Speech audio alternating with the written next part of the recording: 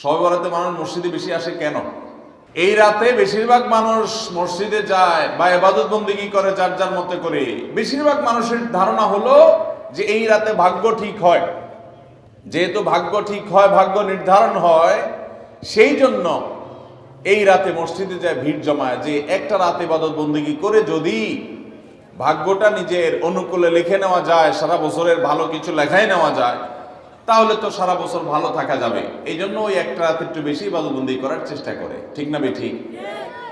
আল্লাহ রাব্বুল আলামিন আমাদের জন্য যে তাকদীর প্রতি বছর লিপিবদ্ধ করেন, সেটা কোন রাতে হয়? শবে কদর বলছে এলাকার মানুষ। সারা দেশের মানুষ তো জানে শবে বরাত। এলাকার মানুষটা সঠিকটা জানেন, বোঝা গেল। সারা দেশের মানুষ তো জানে ভাগ্য নির্ধারণ হয় শবে বরাতে। ভাইরা আমার, কোরআনে হাকিমে সূরা দুখানের ৩ এবং ৪ নম্বর আয়াত যদি আপনি দেখেন, আল্লাহ রাব্বুল আলামিন ইরশাদ করেছেন, ইন্না আনজালনাহু ফি লাইলাতিন মুবারাকাহ ইন্না কুন্না মুনজিলিন ফিহা ইউফরাকু কুল্লু আমরিন হাকিম। আল্লাহ বলেছেন, আমি নিশ্চয় কোরআনকে নাজিল করেছি, অবতীর্ণ করেছি একটি বরকতময় রাতে। আর এই বরকতময় রাতটা কোন রাত? যে রাতে কোরআন নাজিল হয়েছিল শবে কদর। কোনো সন্দেহ আছে? কারণ কোরআনের আরেক আয়াত বলছে, ইন্না আনজালনাহু ফি লাইলাতিল কদর, আমি কোরআনকে নাজিল করেছি যে রাতে, সেটা হলো লাইলাতুল কদরে। তাহলে লাইলাতুল কদরে আল্লাহ কোরআন নাজিল করেছেন। আর সূরা দুখানে বলেছেন, আমি একটি বরকতময় রাতে কোরআন নাজিল করেছি। তাহলে এখানে বরকতময় রাত বলতে যে লাইলাতুল কদরকে বোঝানো হয়েছে, সেটা দিনের আলোর মতো পরিষ্কার। ঠিক কিনা বলেন?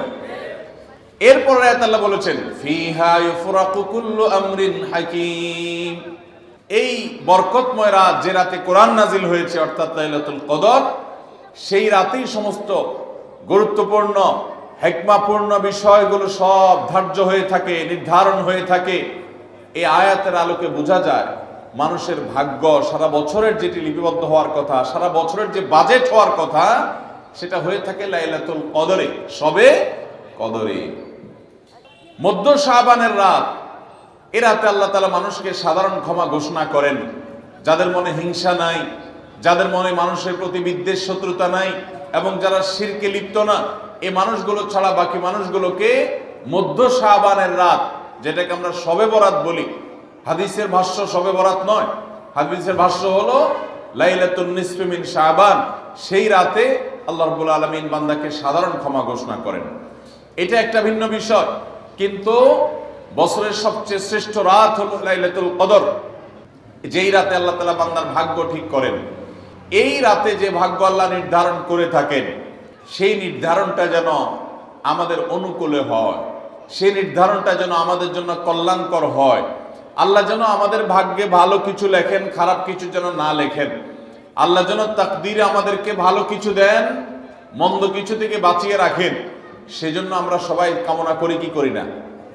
শুধু করি তা না, শবে বরাতে যত মানুষ মসজিদে আসে আমাদের দেশে, সারা বছরের অন্য কোনো রাত, দিন, অন্য কোনো সময় এত মানুষ মসজিদে আসে।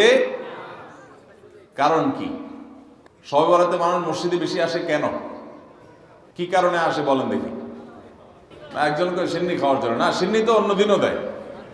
এই রাতে বেশিরভাগ মানুষ মসজিদে যায় বা ইবাদত বন্দেগী করে যার যার মতে করে।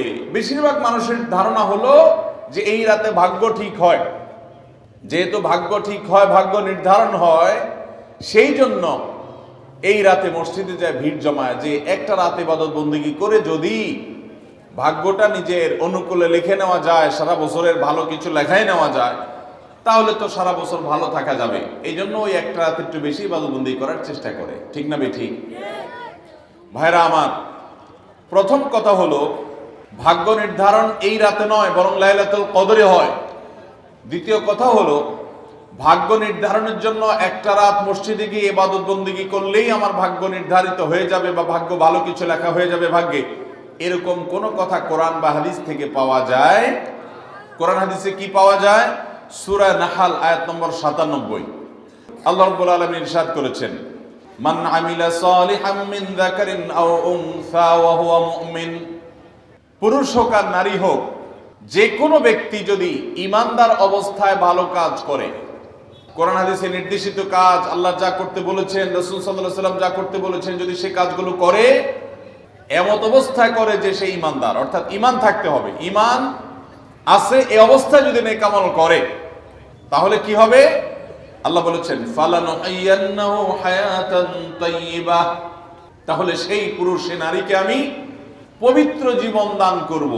এই পবিত্র জীবনে মানুষ সুখী থাকবে, এই পবিত্র জীবনে মানুষ সমৃদ্ধ থাকবে, এই পবিত্র জীবনে মানুষ ভালো থাকবে, নেক থাকবে।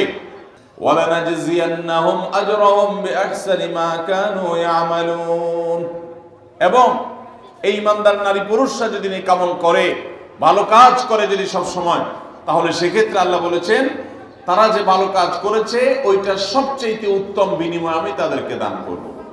তাহলে এই আয়াত থেকে প্রমাণ হয়, যদি কেউ ঈমান আনার পর নেকামল করতে থাকে, নেকামল করতে থাকে, একদিনের নেকামল নয়, এক রাতের নেকামল নয়, সারা বছর জুড়ে সারা জীবন ধরে ভালো কাজ করার চেষ্টা যদি কেউ করে, আল্লাহ তাআলা তাকে পবিত্র জীবন দিবেন, সৌভাগ্যবান মানুষের জীবন দিবেন, সুখী মানুষের জীবন দিবেন। এখান থেকে বোঝা যায় কি ভাগ্য নির্ধারণের জন্য এক রাত আমল করতে হবে নাকি সারা বছর? সূরা আরাফ আয়াত নম্বর 96, ওয়ালাউ আন্না আহলাল কুরা আমানু ওয়াত্তাকাউ, যদি কোন জনপদের লোকেরা ঈমান আনে আর তাকওয়া অবলম্বন করে। তাকওয়া কি? তাকওয়া হলো আল্লাহর ভয়ে সে আল্লাহর নির্দেশগুলো মানে আর হারামগুলো বর্জন করে, এরকম যদি কেউ করে, লাফাতাহনা আলাইহিম বারাকাতিম মিনাস সামাই ওয়াল আরদ, আল্লাহ বলেছেন তাহলে ওই ব্যক্তিকে আসমান এবং জমিন থেকে সমস্ত বরকত সমূহের দুয়ার সবগুলো তার জন্য খুলে দেওয়া হবে। তাহলে বোঝা গেল মানুষের জীবনে বরকত নাজিল হবে, মানুষ সুখে থাকবে, ভালো কিছু তার তাকদিরে লেখা হবে। তখন যখন বান্দা নেক আমল করে, যখন বান্দা গুনাহ থেকে বাঁচে, তাকওয়া অবলম্বন করে, তখন তার ওই এক রাত্রে গিয়ে আলাদা কিছু দোয়া বা বিশেষ পদ্ধতির কোনো জিকির আজকার এটা প্রয়োজন হয় না, বরং সে সারা বছর জুড়ে আল্লাহ তাআলা তার নসিবে ভালো কিছু লেখেন, যদি সে বছর জুড়ে সারা জীবন ধরে নেক আমল করে গুনাহ থেকে বাঁচে। ভাইরা আমার, ধরুন আপনার বাসায় দুটা মেশিন আছে, সেলাই মেশিন আছে। আপনার যেই মেশিনটা ভালো, এটা দিয়ে আপনার কাজ হয়, প্রোডাকশন হয়, ওই মেশিনটাকে তেল মোবিল আপনি ঠিক মতো দিবেন কি দিবেন না? যেহেতু ওইটা সার্ভিস দেয় আপনাকে, ওখান থেকে আপনার প্রোডাকশন হয়, ভালো কিছু অর্জিত হয়, সেজন্য আপনি অটোমেটিকলি সেটার জন্য বিদ্যুৎ সাপ্লাই দিবেন, গ্যাস লাগলে গ্যাসের সাপ্লাই যে মেশিনের জন্য দরকার সেটা দিবেন, তেল মোবিল যা যা দেওয়া দরকার সেটা দিবেন, নষ্ট হলে সাথে সাথে ওটা ঠিক করাবেন, যা যা দরকার সব ব্যবস্থা আপনি করবেন। কারণ মেশিনটা আপনার প্রোডাক্টিভ, মেশিনটা আপনার প্রোডাকশন দিচ্ছে, এখান থেকে ভালো কিছু পাওয়া যাচ্ছে, সেজন্য আপনি এটা দিবেন। আরেকটা মেশিন যদি হয় যে মেশিন থেকে আপনার কোনো সার্ভিস আপনি পান না, প্রোডাকশন দেয় না, মেশিনটা নষ্ট হয়ে অকেজো হয়ে পড়ে আছে, তাহলে ওই মেশিনে কি আপনি বিদ্যুৎ সাপ্লাই দিবেন? ওখানে কি আপনি অন্য যা দরকার আছে তেল মোবিল নিয়মিত দেওয়া, এগুলো কি আপনি করবেন? করবেন না। হ্যাঁ, ওইটার জন্য মাসে মাসে কিস্তি যদি দেওয়ার দরকার হয়, আগে থেকে কিনা থাকে, তাহলে আপনি হয়তো কিস্তি পরিশোধ করবেন। অন্য কিছু আগে থেকে করা দরকার আছে সেটা আপনি করবেন। আল্লাহ রাব্বুল আলামিন ঠিক একইভাবে তার যে বান্দারা তার অনুগত থাকে, তাকওয়া অবলম্বন করে, হারাম থেকে বাঁচে, গুনাহ থেকে বাঁচে, ফরজ কাজগুলো করে, আল্লাহ তাআলা তার সেই বান্দাদের জন্য ভালো কিছু তাদের তাকদীরে লিপিবদ্ধ করেন, তাদের জন্য নসিবে ভালো কিছু রাখেন, তাদেরকে সুখের জীবন দান করেন, সৌভাগ্য দান করেন, আল্লাহ তাআলা প্রকৃত প্রশান্তি মনের সেটা দান করেন। আল্লাহর ঈমানদার এবং নেককার বান্দাদেরকে, আমলে সালেহ কর্মওয়ালা বান্দাদেরকে, মুত্তাকি পরহেজগার বান্দাদেরকে। আর যারা আল্লাহর এই আনুগত্য করে না, যারা আল্লাহ রাব্বুল আলামিনের প্রতি ঈমান আনে না, যারা নেক আমল করে না, যারা তাকওয়া অবলম্বন করে না, এই মানুষগুলো তাদেরকে আল্লাহ তাআলা ওই দুনিয়াতে বেঁচে থাকার জন্য, দুনিয়া সিজনুল মুমিন ওয়া জান্নাতুল কাফির হাদিসে আসছে, ঈমানদারের জন্য হলো জেলখানা আর কাফিরের জন্য জান্নাতের মতো যা খুশি করতে পারে। আল্লাহ তাআলা তাকে কিছু রিজিক দিয়ে বাঁচায় রাখেন, কিন্তু এই রিজিকের কোনো মূল্য আল্লাহর কাছে নাই। নবী করিম সাল্লাল্লাহু আলাইহি সাল্লাম বলেছেন, যদি দুনিয়া এবং দুনিয়ার মধ্যে যা কিছু আছে এগুলো যদি মাছির ডানার মতো মূল্য রাখতো, তো আল্লাহ তাআলা দুনিয়াতে আল্লাহর প্রতি অবিশ্বাসী কাউকে এক ঢোক পানিও পান করতে দিতেন না। এখান থেকে বোঝা গেল এই দুনিয়া যত কিছু আমরা ভোগ করি এগুলো আল্লাহ রাব্বুল আলামিনের কাছে এগুলো 2 পয়সার কোনো দাম নাই। বিশেষ করে যারা আখিরাতে বিশ্বাসী না, যারা আল্লাহর প্রতি ঈমান নাই, সে কাফেরদের জন্য এগুলো আল্লাহ তাআলা দিয়ে থাকেন, কারণ এগুলো সামান্য সময়ের ভোগ, অনন্ত অসীমকালের সুখ এবং দুনিয়ার প্রকৃত প্রশান্তি এটা আল্লাহ শুধু তার ঈমানদার বান্দাদের জন্যই বরাদ্দ করে রেখেছেন। তো এই আয়াত থেকে, হাদিস থেকে বোঝা যায় যে ঈমানদাররা যখন নেক আমল করবে তাদের জন্য আল্লাহ তাআলা নসিবে ভালো কিছু দিবেন, তাদের জন্য আল্লাহ তাআলা তাদের ভাগ্যে ভালো কিছু দিবেন, তাদের ভাগ্য সুপ্রসন্ন হবে। আর যদি কেউ বদামল হয় তাহলে আল্লাহ রাব্বুল আলামিন তার জন্য প্রকৃত প্রশান্তি, আসল সুখের ঠিকানা সেটা আল্লাহ তাআলা তাদেরকে কখনো দিবেন না। অতএব আমরা যদি চাই আমাদের ভাগ্যে ভালো কিছু লেখা হোক, তাহলে প্রথম কাজ করতে হবে আমাদেরকে নেক আমল করতে হবে। ঈমান আনার পর কি করতে হবে? নেক আমল করতে হবে। আল্লাহ আমাদের সবাইকে সে তৌফিক দান করুন। আমরা যদি ঈমান আনার পর নেক আমল করি, ভালো কাজে লিপ্ত হই, তাকওয়া চর্চা করি, তাহলে আল্লাহ রাব্বুল আলামিন আমাদের ভাগ্যে ভালো কিছু রাখবেন। এই ব্যাপারে একজন ঈমানদারের ঈমান মজবুত থাকতে হবে। আরেকটা উপমা নেই আমরা। ধরুন একজন জনপ্রতিনিধি, ওনার যারা প্রচার প্রচারণা করে, ওনার পক্ষে যারা মানুষের কাছ থেকে ভোট কালেকশন করে, সংগ্রহ করে, এই জনপ্রতিনিধির কাছে যদি কোনো রিলিফের মাল আসে, সরকারি চাল ডাল ইত্যাদি এসব যদি আসে, তিনি তার এলাকার মানুষদেরকে, ভোটারদেরকে, জনগণ তাদেরকে তিনি, যারা অভাবী, যারা এটার হকদার, তাদেরকে দিবেন। এটা তার দায়িত্ব, কর্তব্য থাকে। যদি তার কোনো আগে থেকে তার দলের কোনো কর্মী থাকে, নির্বাচনের সময় তার অনুগত কোনো মানুষ থাকে যে তার পক্ষে কাজ করছে অনেক বেশি, তো এই লোকটার যদি রিলিফের দরকার হয়, সে কি ওই চেয়ারম্যান সাহেবের কাছে আর জনপ্রতিনিধির কাছে ধর্ণা দিয়ে আলাদা পিছনে লাইন ধরে ঘুরতে হবে? তার অটোমেটিক তাকে দেয়া হবে, কারণ সে আগে থেকেই তার লোক। অতএব অন্য 10 জন যদি পায়, এই লোক বরং তারও আগে পাবে। ঠিক একইভাবে যে সারা বছর জুড়ে নেক আমল করে, তাকওয়া অবলম্বন করে, গুনাহ থেকে বাঁচে, আল্লাহর আনুগত্য করে, আল্লাহর আদেশ নিষেধগুলো মেনে চলে, 5 ওয়াক্ত নামাজ পড়ে, হালাল হারাম বাজ বিচার করে চলে, আল্লাহর ভয় অন্তরে লালন করে, ওই আল্লাহর বান্দাকে আল্লাহ যখন ভাগ্য লিপিবদ্ধ করবেন, আল্লাহ যখন বাজেট ঘোষণা করবেন, তখন আল্লাহ তাআলা তার সেই ঈমানদার, সেই মুত্তাকি বান্দার জন্য বাজেট রাখবেন ভালো, এটা তো বলার অপেক্ষা রাখে। অতএব ভাগ্য সুপ্রসন্ন হওয়ার জন্য, ভাগ্যে ভালো কিছু লেখা হওয়ার জন্য এক রাতের ইবাদত নয়। এই সমস্ত আয়াত, হাদিস, উপমা থেকে আমরা বোঝাবার চেষ্টা করছি যে আমাদেরকে করতে হবে সারা বছর জুড়ে ভালো কাজের চর্চা, নেক আমলের চর্চা। তাহলে আমরা নেক আমলের মাধ্যমে আল্লাহ রাব্বুল আলামিনের কাছ থেকে ভালো কিছুর ফয়সালা পাবো ইনশাআল্লাহ। মোহতারাম হাজরিন, আমরা অনেকে দোয়ার জন্য অনেক অস্থির হই, পেরেশান হই যে অমুক হুজুর যেন আমার জন্য একটু দোয়া করে দেন, ইমাম সাহেব আমার জন্য একটু দোয়া করে দেন। বড় কোনো আলেম পাইলে আমরা দোয়ার জন্য অনেক চেষ্টা করি যে ভাই আপনি একটু আমার জন্য দোয়া করে দেন। এটা ভালো, এটা খারাপ কিছু না। আমরা যারা এক রাতে আমল ইবাদত করে আমাদের ভাগ্যের ভালো কিছু লেখানোর জন্য চেষ্টা করি, আমি সেই ভাইদেরকে বলতে চাই, সারা দুনিয়ার সমস্ত ভালো মানুষ, সকল নেক মানুষ, এমনকি মক্কা মদিনার ইমাম সাহেবরা, হারামাইনের ইমাম খতিবগণ, সারা দুনিয়ার সকল আল্লাহওয়ালা, নেককার এবং ভালো মানুষ যারা আছেন, আব্দুস সালেহ যারা আছেন, আল্লাহর ওলি যারা আছেন, তাদের সবার দোয়া আমরা পাইতে চাই। একটা সহজ উপায় আছে, সেটা কি? এই এতক্ষণ যেটা বললাম, অর্থাৎ আপনি যদি নিজেকে ভালো মানুষ হিসাবে গড়ে তোলার জন্য চেষ্টা করেন, আপনি 5 ওয়াক্ত নামাজ পড়বেন, আল্লাহর হুকুম মতো চলবেন, আপনি হারাম থেকে বাঁচার জন্য সংগ্রাম যুদ্ধ চালাবেন, আপনি হক হালালি চলার চেষ্টা করবেন, আপনি তাকওয়ার উপরে চলার চেষ্টা করবেন। যদি আপনি এটা করেন, তাহলে অটোমেটিকলি সারা দুনিয়ার সমস্ত নেককার মানুষদের দোয়া একবার না, বারবার বারবার, হাজার হাজার লক্ষ লক্ষ বার আপনি পেতে থাকবেন। কিভাবে? আমরা নামাজের মধ্যে আত্তাহিয়াতু পড়ি কি পড়ি না? এই আত্তাহিয়াতুর মধ্যে একটা কথা আছে, আসসালামু আলাইনা ওয়া আলা ইবাদিল্লাহিস সালিহিন। এর অর্থ কি?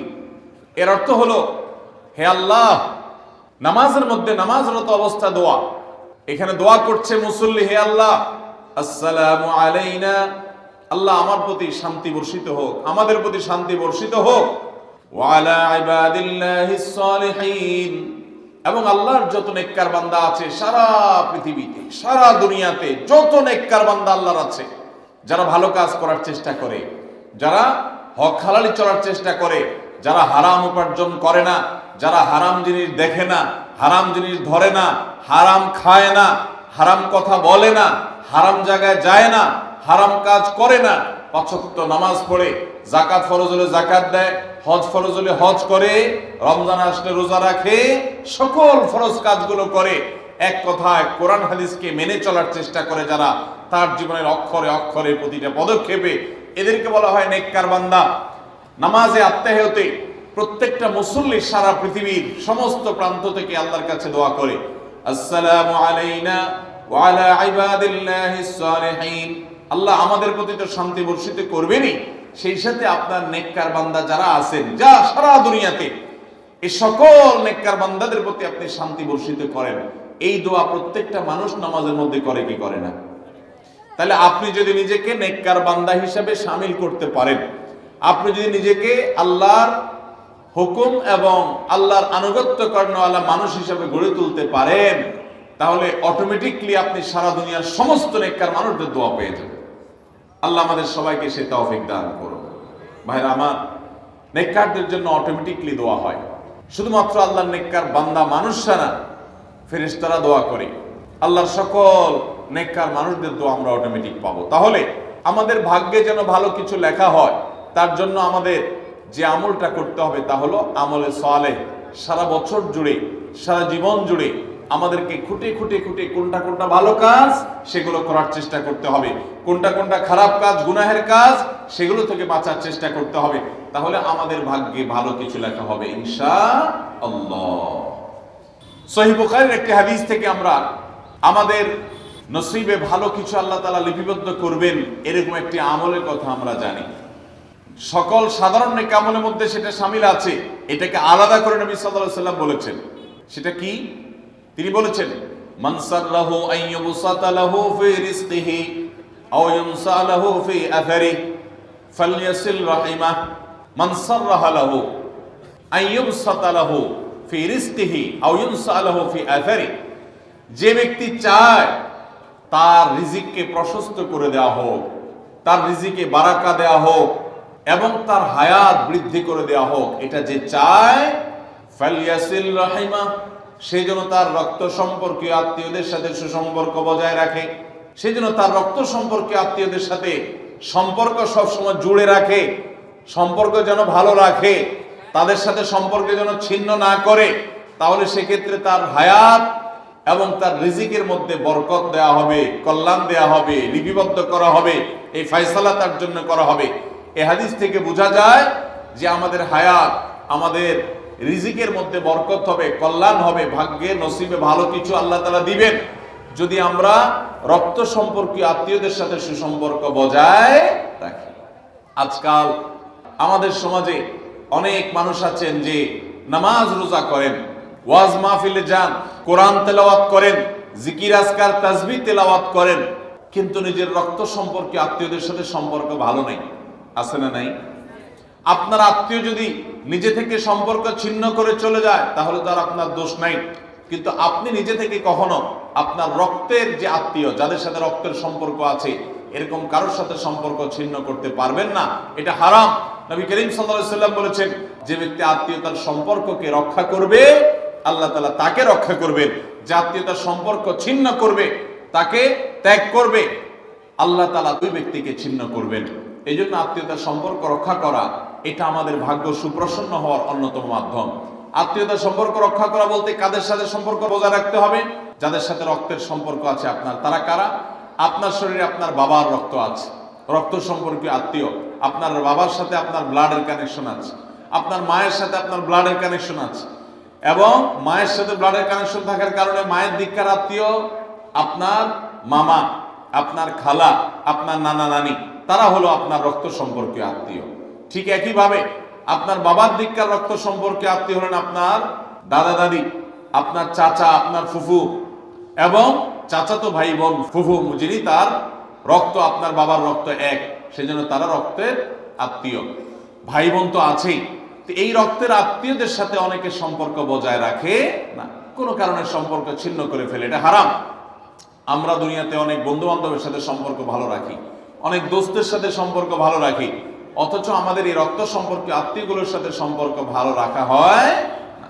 মোহতারাম হাজিরিন, আমাদের নসিবে আল্লাহ ভালো কিছু দেখ, আমরা সবাই চাই কি চাই না? তাহলে শবে বরাতে রাতভর আপনি দোয়া জিকির আজকার করলেন, কান্নাকাটি করলেন, আর মিলাদ মাহফিল করলেন, আশা করলেন আপনার ভাগ্যে ভালো কিছু লেখা হবে। আপনার ভাগ্যে ভালো কিছু লেখা হবে না যদি আপনি আপনার রক্ত সম্পর্কে আত্মীয়র সাথে সম্পর্ক ছিন্ন করে বসে থাকেন। কারণ আপনার জীবনে, আপনার রুজিতে, আপনার ইনকামে, উপার্জনে বরকত হওয়ার পূর্ব শর্ত হলো আপনার এই রক্ত সম্পর্কে আত্মীয় স্বজনের সাথে সুসম্পর্ক বজায় রাখা। হ্যাঁ, তারা যদি সুসম্পর্ক বজায় রাখতে গেলে আপনার ক্ষতি করে, আপনাকে বিপদে ফেলে, তাহলে আপনি নিজেকে বাঁচাতে পারেন, আত্মরক্ষার জন্য আপনি দূরত্ব বজায় রাখতে পারেন। কিন্তু তাই বলে তাদের সাথে আপনি সম্পর্ক নষ্ট করে থাকবেন, তাদেরকে ভুলে থাকবেন বা তাদের সাথে সম্পর্ক রাখবেন না, এটা কিন্তু জায়েজ হতে পারে না। ইংল্যান্ডের একটা ইউনিভার্সিটির একটা জরিপের কথা অনলাইনে আমি একবার দেখেছিলাম, যে একটা নামকরা বিশ্ববিদ্যালয়, তারা বিশ্ববিদ্যালয়ের ছাত্রদের মধ্যে একটা সার্ভে তারা চালিয়েছিলেন। তারা দেখতে চেয়েছেন যে ছাত্রদের মধ্যে কারা বেশি হায়াত পায় আর কারা কম পায়। যারা বেশি হায়াত পায় তাদের মধ্যে বৈশিষ্ট্য কি আছে, যারা কম পায় তাদের মধ্যে কোন বৈশিষ্ট্যের অভাব আছে। তো এটা নিয়ে দীর্ঘ অনেক বছরের একটা জরিপ তারা চালিয়েছেন, একটা নিরীক্ষা তারা চালিয়েছেন। সেই নিরীক্ষায় দেখা গেল যে যেই ছাত্ররা দীর্ঘদিন পর্যন্ত হায়াত পেয়েছেন এবং তারা অনেক দিন দুনিয়াতে বেঁচেছেন, তাদের বেশিরভাগই দেখা গেছে, সবাই না, বেশিরভাগই দেখা গেছে যে তারা সাধারণত তাদের পারিবারিক এবং আত্মীয় স্বজন, বন্ধু বান্ধব, অন্যদের সাথে হাসি খুশি, অর্থাৎ মানুষের সাথে সম্পর্ক বজায় রাখছে। আর যারা সম্পর্ক বজায় রাখে নাই, এই মানুষগুলো তাদের তুলনামূলকভাবে প্রথম গ্রুপের চাইতে তারা অনেক আগে দুনিয়া থেকে চলে গেছে, অনেক আগে তারা মারা গেছে।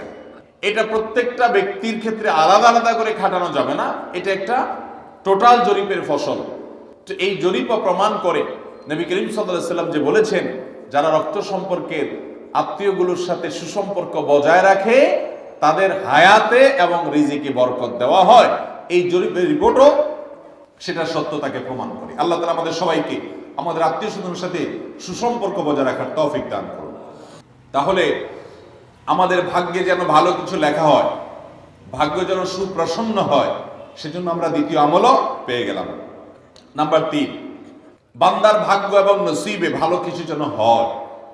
মন্দ কোনো কিছু যদি আল্লাহ না করুন কারণ নসিবে লেখা থাকে, সেটা যেন দূর হয়, সেটা যেন তার ক্ষতি না করে, এবং আল্লাহ রাব্বুল আলামিন যেন সেই ফয়সালা বান্দার উপরে কার্যকর না করে। সেজন্য তৃতীয় আমল হলো দোয়া। কারণ লা ইয়ারুদ্দু তাকদীর ইল্লা দুআ। তিরমিজিতে একই হাদিসে আসছে, ভাষ্য ভিন্ন, লা ইয়ারুদ্দু কাযা ইল্লা আদ-দুআ। বান্দার তাকদীর, বান্দার ভাগ্য, এটা কোনো কিছু পরিবর্তন করতে পারে না। অন্য এক হাদিসে আসছে, আল্লাহ যা ফয়সালা করেন সেটা আর পরিবর্তন করেন না। তবে এই হাদিস থেকে একটা এক্সেপশন পাওয়া যায়, সেটা হলো যদি কেউ আল্লাহ তাআলার কাছে কায়মন বাক্যে দোয়া করতে পারে, দোয়ার হক আদায় করে যদি দোয়া করতে পারে, তাহলে এই দোয়া আল্লাহ রাব্বুল আলামিনের তাকদীরকে পর্যন্ত তার জন্য পরিবর্তন করে দেওয়া হয় দোয়ার মাধ্যমে। আল্লাহ তাআলা আমাদেরকে সবাইকে সেভাবে দোয়া করার তৌফিক দান করুন। আমরা চেষ্টা করব তো ইনশাআল্লাহ। তাহলে তৃতীয় আমল আমরা পেয়ে গেলাম, সেটা হলো দোয়া।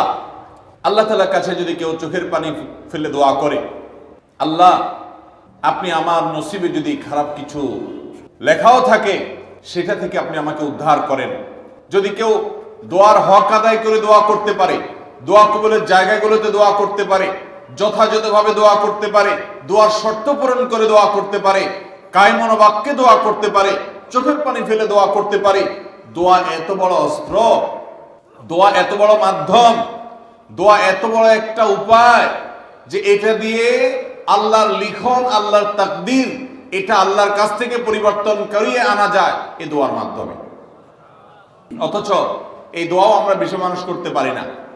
আমরা হুজুরদের দিকে চায় থাকি যে হুজুরদের সাথে আমরা শুধু আমিন আমিন বলবো, নিজেরা আল্লাহর কাছে দোয়া করবো এটা আমরা জানি না, অথচ আল্লাহ বলেছেন উদউনি আস্তাজিব লাকুম, তোমরা আমার কাছে দোয়া করো, আমি তোমাদের দোয়া কবুল করব।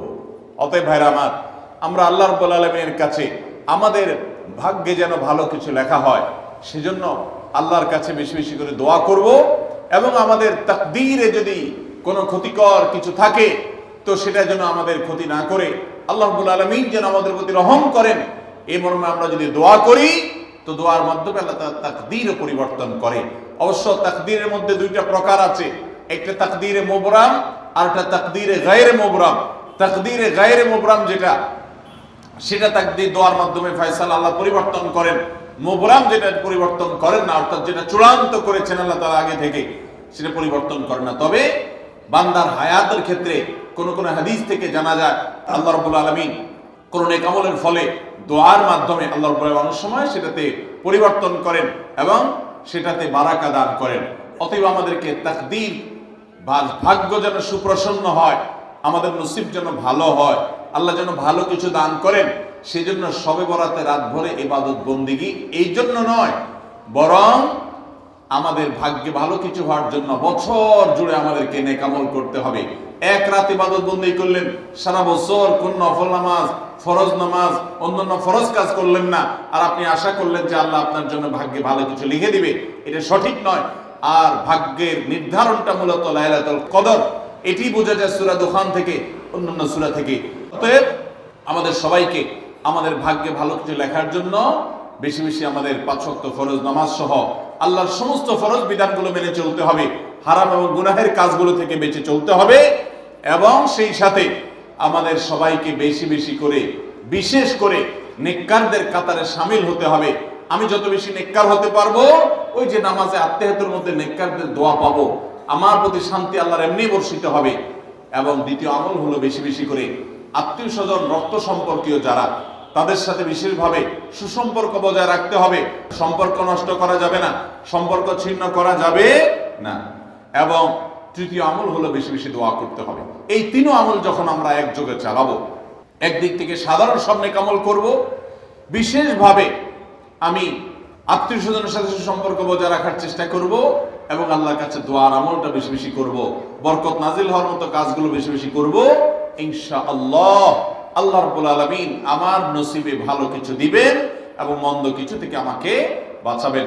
নবী করিম সাল্লাল্লাহু আলাইহি সাল্লাম আল্লাহর কাছে দোয়া শিক্ষা দিয়েছেন, আল্লাহুম্মা ইন্নী আউযু বিকা মিন দারকিল বালা, আল্লাহুম্মা ইন্নী আউযু বিকা মিন সুইল কাদা।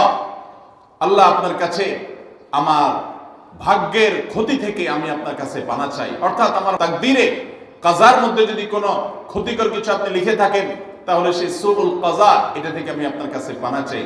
অতএব এই মর্মে আল্লাহর কাছে যত বেশি আমরা দোয়া করব, আল্লাহ রাব্বুল আলামিন আমাদেরকে তত বেশি হিফাজত করবেন। আল্লাহ তাআলা আমাদের নসিবে দুনিয়া এবং আখিরাতে, ইহকালে এবং পরকালে ভালো কিছু লেখেন, আমাদের নসিবে যেন ভালো কিছু হয় সেই তৌফিক আল্লাহ তাআলা আমাদেরকে দান করেন। আমরা সবাই আমলগুলো করবো তো ইনশাআল্লাহ। আল্লাহ আমাকে আপনাকে আমাদের সবাইকে আমলের তৌফিক দান করুন। আস-সুন্নাহ ফাউন্ডেশন, উম্মার স্বার্থে সুন্নাহর সাথে।